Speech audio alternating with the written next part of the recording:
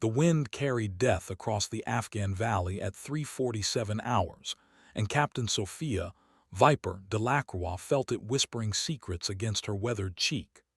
3,000 meters away, through the Barrett MRAD's Schmidt and Bender scope, a Taliban commander adjusted his keffiyeh, unaware he had 90 seconds left to breathe. The morning mist clung to the rocky outcroppings like ghosts of the fallen, and somewhere in the distance, a lone bird called out, perhaps the last sound this man would ever hear. But this wasn't how the story began. Not really. The real beginning happened 6 months earlier, in a briefing room that smelled of stale coffee and skepticism, where Colonel Marcus Thornfield looked at Sophia's service record and saw only what he expected to see. A pilot grounded by an IED blast, now claiming she could outshoot men who'd been pulling triggers since they could hold a rifle. Delacroix, he'd said, not bothering to look up from her file, says here you flew Apache before your incident. Now you want to be a sniper. The word dripped with barely concealed disdain. Around the room, other officers shifted uncomfortably. Master Sergeant Jake Bull Rodriguez, built like a linebacker and twice as mean, actually snorted. "With respect, sir," Sophia had replied, her voice steady as her hands. "I can put a bullet through a dime at distances these gentlemen can't even spot with their scopes." The laughter that followed was cruel, echoing off the concrete walls like artillery fire. They saw a woman who'd lost her wings trying to prove something. They didn't see the hours she'd spent in physical therapy, rebuilding not just her shattered left leg but her shattered confidence. They didn't see the nights she'd spent on ranges across 3 states, perfecting her breathing, her trigger squeeze, her understanding of wind and gravity, and the mathematics of death. Rodriguez had leaned back in his chair, his arms crossed over a chest decorated with enough ribbons to start a parade. 3,000 meters, he'd said, his voice thick with mockery. "Lady, I've been shooting since before you were born, and I've never made a confirmed kill past 2,400. "Then you haven't been shooting long enough," Sophia had replied. The silence that followed was electric, dangerous. Colonel Thornfield finally looked up, his gray eyes assessing her like she was a piece of equipment he wasn't sure he needed. "You're that confident, Captain." "Sir, I'm that good." Now, 6 months later, crouched in a hide constructed from local stone and desert camouflage, Sophia aligned her crosshairs with mathematical precision. The Barrett MRAD, multi-role adaptive design, was a .338 Lapua Magnum masterpiece, capable of delivering death with surgical accuracy at distances that defied belief. Through her earpiece, she could hear the nervous breathing of her spotter, Lieutenant Tommy "Eyes" Kowalski, a 23-year-old kid from Detroit who'd initially requested a transfer when he learned his sniper was a woman. The Taliban commander raised a radio to his lips. Intelligence suggested he was coordinating an ambush on the convoy scheduled to pass through the valley in 47 minutes. 30 American soldiers, including Rodriguez and his team, were counting on her shot, though Rodriguez still believed this mission was a mistake. "Viper to Overwatch," Sophia whispered into her throat mic. "Target acquired, requesting permission to engage." Colonel Thornfield's voice crackled back through the static. "Viper, you are cleared hot. Make it count." The wind shifted slightly, 2 degrees east, velocity dropping from 12 to 9 miles per hour. Sophia adjusted her scope with movements so subtle they seemed like breath itself. Her finger found the trigger, and in that moment she wasn't thinking about the mockery or the doubt or the long road that had brought her to this rocky ledge. She was thinking about physics, about the beautiful, terrible arc her bullet would trace through the morning air. The Taliban commander lowered his radio and looked directly toward her position, as if he could sense death approaching across 3 kilometers of empty space. Sophia exhaled slowly, finding that perfect pause between heartbeats where the world held its breath. She squeezed the trigger. The Barrett MRAD roared, its muzzle flash briefly illuminating the hide like lightning. The .338 Lapua round traveled at 2,960 feet per second, cutting through air that seemed suddenly thick as honey. Sophia kept her eye pressed to the scope, watching the bullet's invisible flight path, calculating its drop, its drift, the way gravity pulled it toward Earth even as momentum carried it forward. Through the scope, she saw the Taliban commander's head snap back in a red mist that painted the rock wall behind him. He crumpled immediately, his radio clattering across the stones, already forgotten by the universe. Confirmed kill, Kowalski breathed, his voice filled with something between awe and terror. Holy shit, Viper, 3,047 meters, that's impossible. But it wasn't impossible. It was mathematics made manifest, skill refined through countless hours of practice, and determination forged in the crucible of ridicule. As Sophia worked the bolt and chambered another round, her earpiece crackled with voices from the convoy, Rodriguez's voice among them. Overwatch, this is Ground Team Alpha. We just watched a tango drop like he'd been struck by lightning. Was that our sniper? Colonel Thornfield's response was measured, professional, but Sophia could hear something else underneath, respect beginning to bloom where skepticism had flourished. Affirmative, Ground Team Alpha. Viper has eliminated the primary target. Roger that, Rodriguez replied, and Sophia could almost see him shaking his head in disbelief. Request immediate confirmation of range to target. There was a pause before Thornfield responded. Ground Team Alpha confirmed kill at 3,047 meters. The radio silence that followed lasted 11 seconds. Sophia counted each one. When Rodriguez's voice returned, it carried a weight it hadn't possessed before. Overwatch, did you just say 3,000 meters? I did, Sergeant. Viper, outstanding work. Maintain Overwatch and report any additional movement in the valley. As Sophia scanned the compound through her scope, watching the remaining Taliban fighters scramble for cover, she allowed herself the smallest of smiles. The bird she'd heard earlier, a desert lark, she thought, had begun singing again, as if celebrating the dawn of a new day. Lieutenant Kowalski adjusted his spotting scope, his hands no longer shaking. Viper, he said quietly, I owe you an apology. We all do. Sophia kept her eye pressed to the scope, watching for movement, but her voice carried warmth when she replied. Focus on the mission, eyes. We're not done here yet. Through her earpiece, she could hear the convoy beginning to move again, 30 soldiers who would return home to their families because of her shot. The mathematics of death had become the arithmetic of salvation, and somewhere in that transformation, Sophia Delacroix had found redemption for wings she'd lost and respect she'd never asked for but had always deserved. The morning sun climbed higher, burning away the mist that had shrouded the valley, and in that clarity everything changed. The Taliban compound erupted into chaos as the remaining fighters realized their commander was dead. Through her scope, Sophia watched them scatter like insects exposed to sudden light, their coordinated positions dissolving into panic. But her attention was drawn to something else, a figure in the main building, moving with purpose while others fled. Eyes movement in the primary structure, she whispered.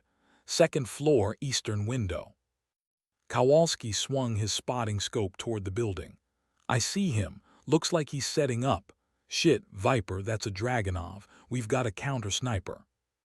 The SVD Dragunov rifle was Soviet-era technology, but in skilled hands, it remained deadly accurate out to 800 meters. The figure in the window was clearly a veteran. His movements were economical, professional, and he was scanning the hills with the patience of a predator. He's looking for us, Sophia murmured, adjusting her position slightly. The enemy sniper couldn't match her range, but if he spotted their position, he could direct artillery fire onto their hide. Her earpiece crackled with Rodriguez's voice. Overwatch, Ground Team Alpha is taking small arms fire from the compound. We need that structure neutralized. Colonel Thornfield's response was immediate. Viper, you have priority targets in that building. Clear the way for our people." The enemy sniper had settled into position now, his rifle steady on a makeshift bipod. Through her scope, Sophia could see his face, weathered, focused, professional. He was good, she realized. Maybe even very good. Under different circumstances, she might have respected him. But circumstances were what they were, and 30 Americans needed to get home.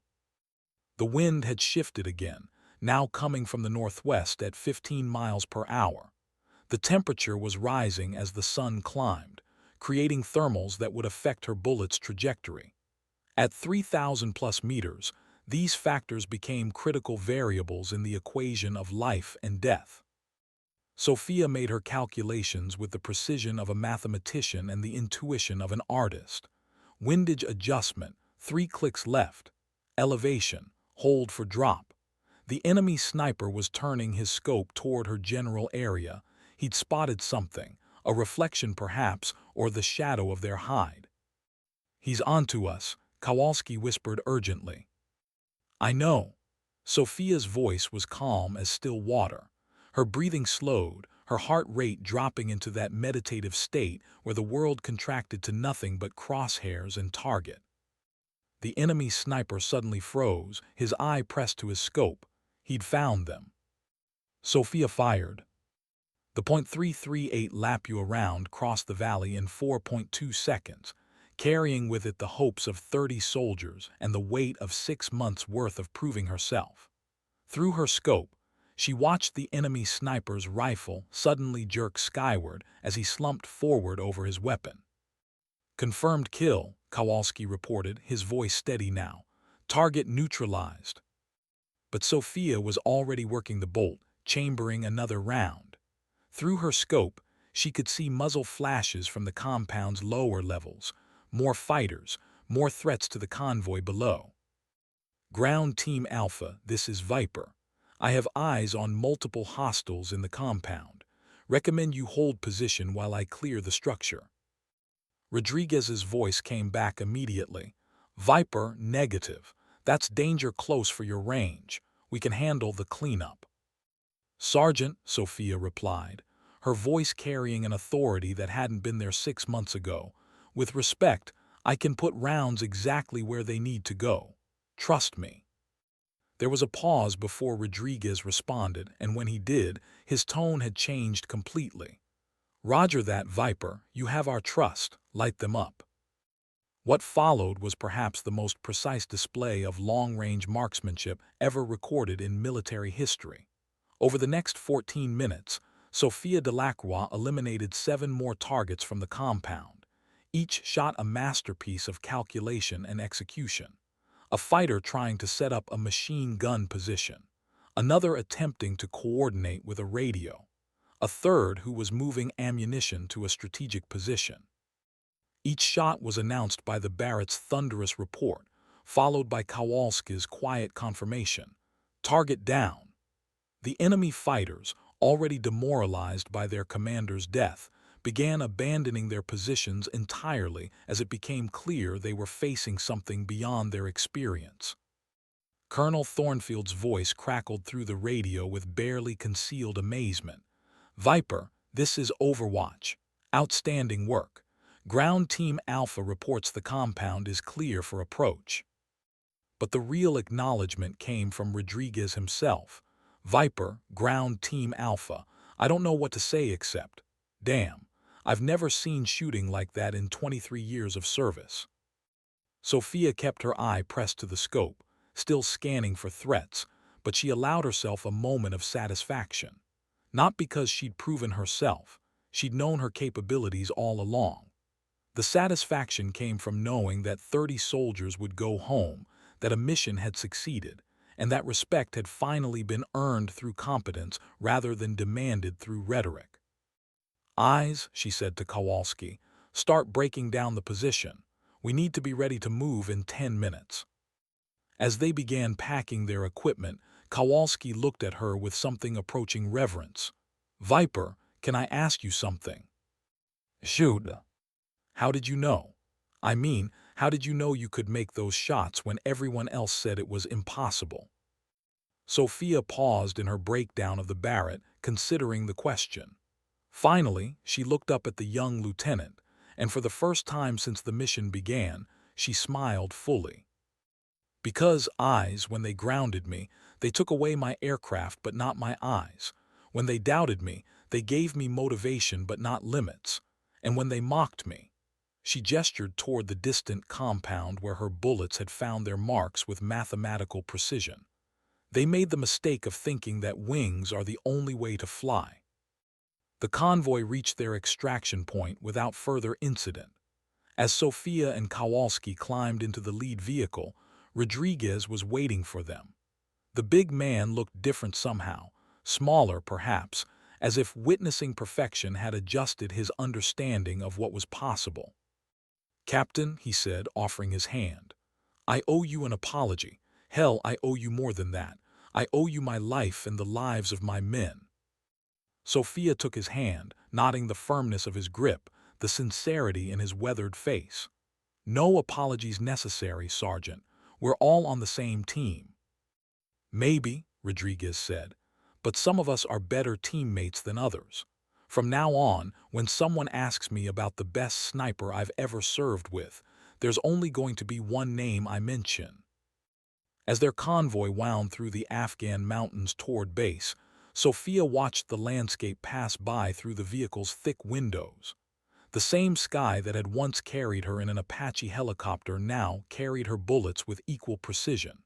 She'd lost her wings but found something else, a different kind of flight, one measured not in altitude but in distance, not in speed but in accuracy. Her radio crackled with a message from Colonel Thornfield. "Viper, Overwatch.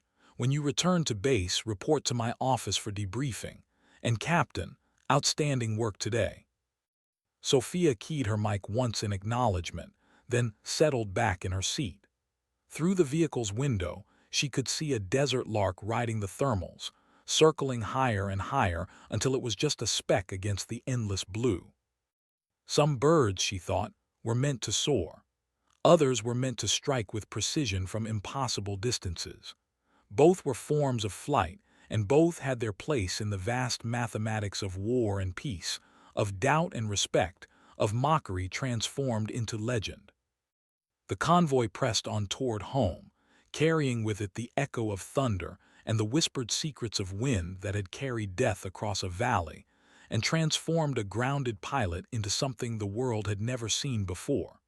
Sophia the Sniper Queen, whose Barrett MRAD had spoken with a voice that silenced all doubt forever.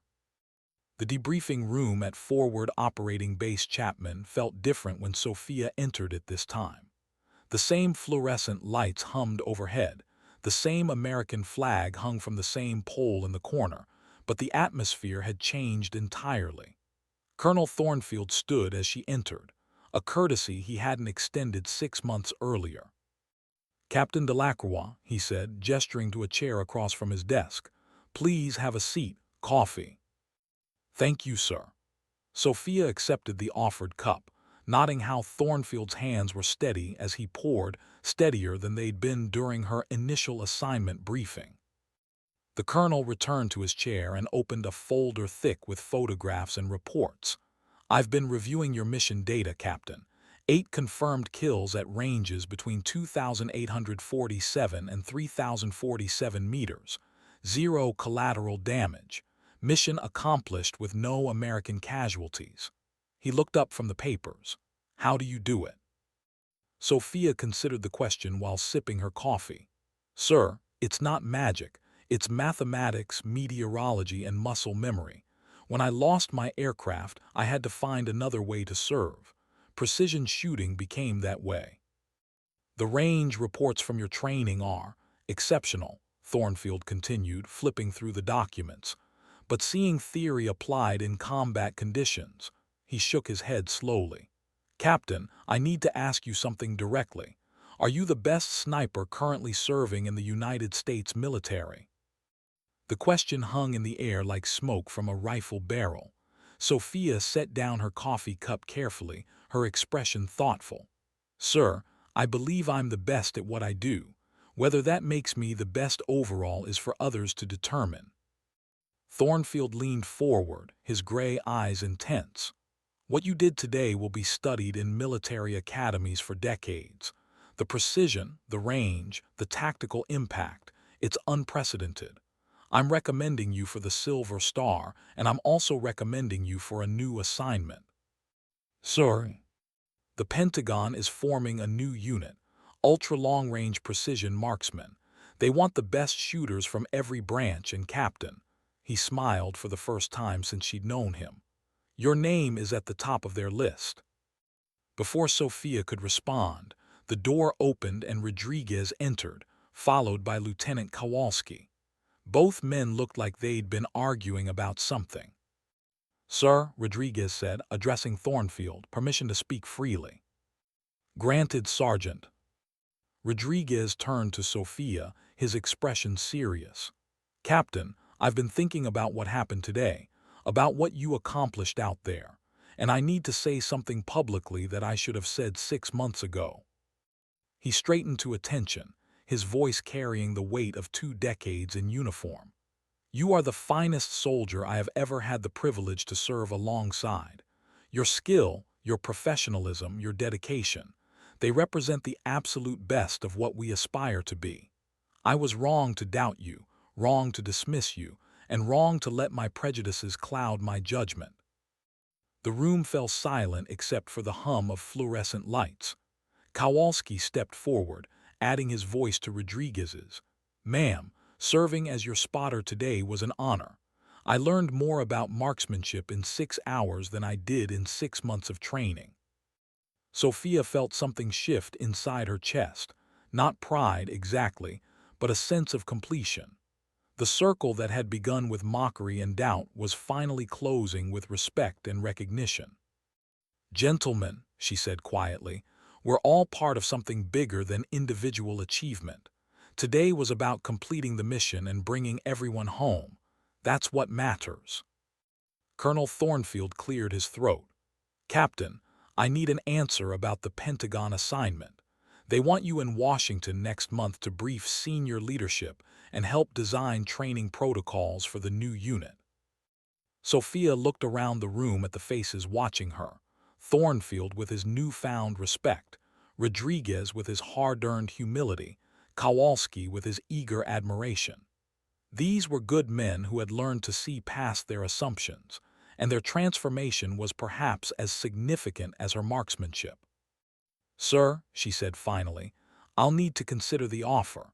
My primary concern is where I can do the most good for the soldiers in the field. Of course, take your time. Thornfield stood and the others followed suit. Captain, regardless of your decision about Washington, I want you to know that your service here has been exemplary. You've changed how we think about precision shooting, about capabilities assessment, and frankly, about making assumptions based on first impressions. As the meeting concluded and the men filed out, Rodriguez lingered by the door.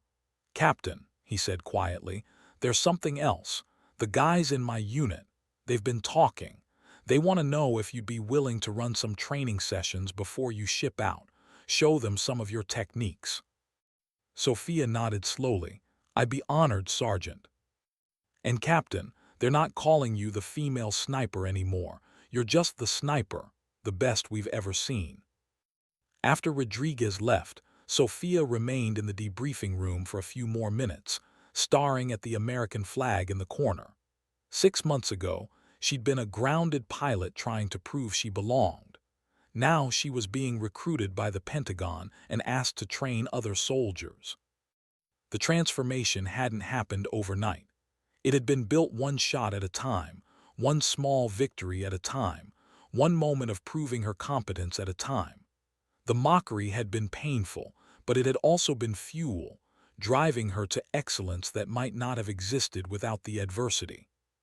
Her phone buzzed with a text message from her sister back home. Saw the news report about a female sniper making impossible shots in Afghanistan. Please tell me that's not you getting shot at again. Sophia smiled as she typed back, define impossible. The response came immediately. Sophia Marie Delacroix, you're going to give me gray hair. Too late for that, sis. Love you. Love you too. Come home safe, Sniper Queen. Sniper Queen. Somehow, the nickname that had started as mockery had evolved into something else entirely, a title of respect, earned through competence and sealed with precision. Sophia gathered her gear and headed toward the door, already thinking about the training sessions Rodriguez had requested and the decision she needed to make about Washington. Outside, the Afghan sun was setting, painting the mountains in shades of gold and crimson. Somewhere in that vast landscape, 30 American soldiers were settling in for the night, safe because mathematics and determination had converged at exactly the right moment. The wind was rising again, carrying with it the scent of dust and the promise of tomorrow's challenges. Sophia breathed it in deeply, already calculating its velocity and direction out of habit. Some habits, she thought, were worth keeping forever. The training range at Fob Chapman had never seen anything like the crowd that gathered at 600 the following morning. Word had spread through the base like wildfire. The woman who'd made those impossible shots was offering to share her techniques. Soldiers from every unit wanted to learn from Captain Sophia, Viper, Delacroix, the pilot-turned-sniper whose Barrett MRAD had redefined what was possible. Rodriguez had organized the session, but even he was surprised by the turnout. Marines, Army Rangers, Air Force security forces, and even a few Navy SEALs who'd been passing through the base, all gathered around the shooting line with the eager attention of students meeting a master. "Listen up," Rodriguez called out, his voice carrying easily across the range. "Captain Delacroix has graciously agreed to share some of her expertise with us. I expect your full attention and respect." Sophia stepped forward, her Barrett MRAD slung across her shoulder, her demeanor professional but approachable. She'd changed out of her combat gear into standard utilities, but somehow she still commanded the attention of every person on the range. "Gentlemen," she began, her voice clear and confident, "what I'm going to show you today isn't magic. It's not some secret technique passed down through generations of snipers. It's simply the application of physics, practiced until it becomes instinctive." She gestured toward the targets set up at various distances downrange. "Yesterday, several of you saw me engage targets at ranges exceeding 3,000 meters. Today, we're going to start at 800 meters and work our way out. Who wants to go first?" A young corporal raised his hand tentatively. "Ma'am, I've never shot past 600 meters. "Perfect," Sophia replied with a smile. "What's your name, Corporal?" "Davidson, ma'am. Tommy Davidson." "All right, Tommy. Come on up here and let me show you something about reading wind." What followed was perhaps the most comprehensive long-range shooting clinic ever conducted at Fob Chapman. Sophia broke down every aspect of precision marksmanship, from proper breathing techniques to reading environmental conditions, from understanding ballistic coefficients to calculating Minutov angle adjustments. But more than the technical knowledge, she shared her mental approach to shooting. "The rifle is just a tool," she explained as Davidson settled behind her Barrett. "The real weapon is your mind. You have to think like your bullet, understand its journey, predict its behavior." Davidson fired, and his shot impacted 6 inches left of center. Before he could apologize, Sophia was already coaching him through the adjustment. "Good shot, Tommy. Now tell me what the wind was doing when you fired." I'm not sure, ma'am." "Look at the grass between us and the target. What do you see?" Davidson studied the vegetation carefully. "It's bending to the right, but not consistently." "Exactly. Variable wind conditions. That's why your shot drifted left. The wind died just as your bullet reached the 400-meter mark. Try again, but this time, wait for the wind to stabilize." Davidson's second shot struck within 2 inches of center, and the crowd of onlookers murmured appreciatively. His face lit up with the joy of sudden understanding. "Outstanding, Tommy.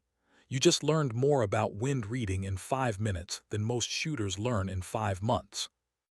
The session continued for 3 hours, with Sophia working individually with nearly 20 different soldiers.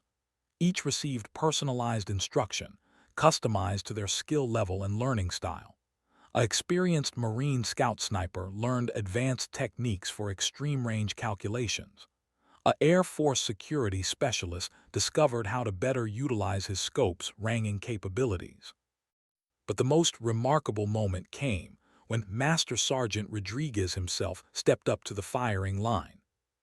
"Captain," he said formally, "I'd like to try a shot at 1,500 meters if you're willing to spot for me." The range fell completely silent. Rodriguez had been shooting for over 20 years, and his request carried symbolic weight. The man who had initially mocked Sophia's abilities was now asking her to guide his shot. "It would be my honor, Sergeant," Sophia replied, settling in beside him with her spotting scope. Rodriguez's shooting position was textbook perfect, years of training evident in every aspect of his setup. But as he prepared to fire, Sophia noticed something. "Sergeant, check your breathing pattern. You're rushing the shot cycle." Rodriguez paused, recognized the truth in her observation, and adjusted his rhythm. When he fired, the bullet struck dead center at 1,547 meters, the longest confirmed hit of his career. The range erupted in cheers and applause, but Rodriguez remained focused on Sophia. "Captain," he said quietly, "thank you, not just for the shooting instruction but for showing us what excellence looks like." As the training session concluded and soldiers began cleaning their weapons, Lieutenant Kowalski approached Sophia with a question that had clearly been weighing on his mind. "Ma'am, can I ask you something personal?" "Go ahead, eyes." "When you were flying helicopters, were you this good at that too?" Sophia considered the question while breaking down her rifle for cleaning. "I was competent as a pilot, Lieutenant, maybe even good, but I was never great. Losing that capability forced me to find something I could be great at." "So the IED that grounded you, it was actually a blessing in disguise." "I wouldn't call it a blessing," Sophia replied carefully. "It was a trauma that required adaptation. The question isn't whether it was good or bad. The question is what you do with the circumstances you're given." Kowalski nodded slowly, absorbing the lesson. "Ma'am, when you decide about that Pentagon assignment, I hope you'll consider that there are a lot of soldiers out here who could benefit from learning from you." "I'll keep that in mind, eyes." As the sun climbed higher and the training range emptied, Sophia found herself alone with her thoughts and her rifle. The morning had been satisfying in ways she hadn't expected. Teaching had revealed new dimensions of her expertise, and seeing other soldiers improve had been deeply rewarding. Her satellite phone rang, displaying a number from Washington, D.C. Colonel Thornfield's Pentagon contact, no doubt calling for her decision about the new assignment. Sophia answered on the third ring. "Captain Delacroix." "Captain, this is General Patricia Hayes, Pentagon Special Operations Command. I hope I'm not catching you at a bad time." "Not at all, General. I assume you're calling about the precision shooting program." "Among other things. Captain, I've been reviewing your service record and the reports from yesterday's mission. What you accomplished was extraordinary, but what interests me more is the training session you conducted this morning." Sophia was surprised. "You heard about that already, ma'am." In today's military, news travels fast, especially when it involves a soldier transforming tactical capabilities across multiple units. "Captain, we don't just need great shooters, we need great teachers, people who can elevate the performance of others." "I understand, General. The position we're offering isn't just about your individual marksmanship skills. We want you to help design and implement training programs that will produce the next generation of precision shooters. Are you interested?" Sophia looked out across the range where she'd just spent the morning sharing knowledge with eager students. She thought about Davidson's face when his second shot found its mark, about Rodriguez's quiet gratitude, about all the soldiers who might benefit from better training. General, I'm very interested. When do I start? The laughter that came through the phone was warm and genuine. Captain, I had a feeling you were going to say that. Can you be in Washington in 2 weeks? Yes, ma'am. Outstanding. Captain, one more thing. The soldiers you worked with this morning, they're already asking when you'll be back. Word is, they're calling you something special now. What's that, General? The teacher. Apparently, Sniper Queen wasn't sufficient anymore.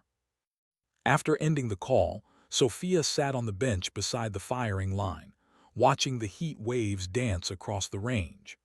The journey from mocked pilot to respected instructor had taken less than 7 months, but it felt like a lifetime of transformation. Her radio crackled with a familiar voice. Viper, this is Ground Team Alpha. We're heading out on another patrol. Any chance we could get overwatch from our favorite long-range specialist? Sophia keyed the mic with a smile. Ground Team Alpha, Viper is always ready to provide cover for the good guys. Roger that, Viper. And Captain, thanks for everything. We sleep better knowing you're watching over us.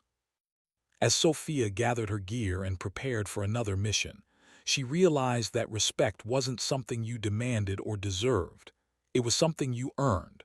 One shot at a time, one lesson at a time, one moment of competence at a time.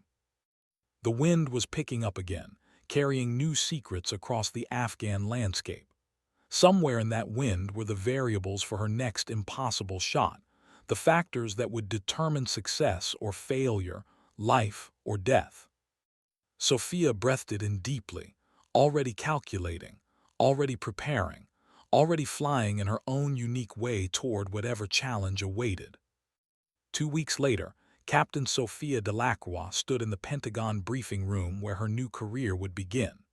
The room was filled with senior officers from every branch of service, defense contractors, and civilian analysts, all gathered to learn from the woman who had redefined long-range precision shooting. General Hayes introduced her with words that still felt surreal. Gentlemen, it's my privilege to present Captain Sophia Delacroix, the architect of our new ultra-long-range precision program, and according to combat reports, the finest marksman currently serving in the United States military. The presentation that followed was part technical briefing, part inspirational speech, and part tactical revolution. Sophia outlined training methodologies, equipment requirements, and selection criteria for the new program. But more importantly, she shared the philosophy that had carried her from mockery to mastery. Excellence, she told the assembled officers, isn't about natural talent or favorable circumstances. It's about the willingness to be wrong, to learn, to adapt, and to persist when others say you can't or shouldn't. During the question and answer session that followed, a Marine general asked the question that everyone had been thinking. Captain, what advice would you give to commanders who are skeptical about unconventional approaches to traditional problems? Sophia smiled, remembering a briefing room in Afghanistan where she'd been asked to prove herself with impossible precision. Sir, I'd suggest that skepticism is healthy, but it shouldn't be permanent. The best commanders are those who judge results rather than preconceptions. After the briefing, as officers filed out discussing implementation timelines and budget requirements, General Hayes approached Sophia with something that looked like pride in her expression. Captain, outstanding presentation. You've given us exactly what we need to move forward. Thank you, General. I'm excited about the possibilities. There's one more thing, Hayes said, lowering her voice. I've received requests from allied nations, British SAS, Canadian JTF-2, Australian SASR. They want access to your training program. How do you feel about international cooperation? Sophia considered the implications. Her techniques, refined through adversity and proven in combat, could now benefit soldiers from multiple nations. The mathematics of precision knew no borders, and excellence was a universal language. General, If we can make Allied soldiers more effective and bring more people home safely, I'm all for it. I was hoping you'd say that. Hayes handed her a folder marked with security classifications. These are your new orders, Captain. Congratulations on your promotion to Major and welcome to your new command. Major Sophia Delacroix. The title had a nice ring to it.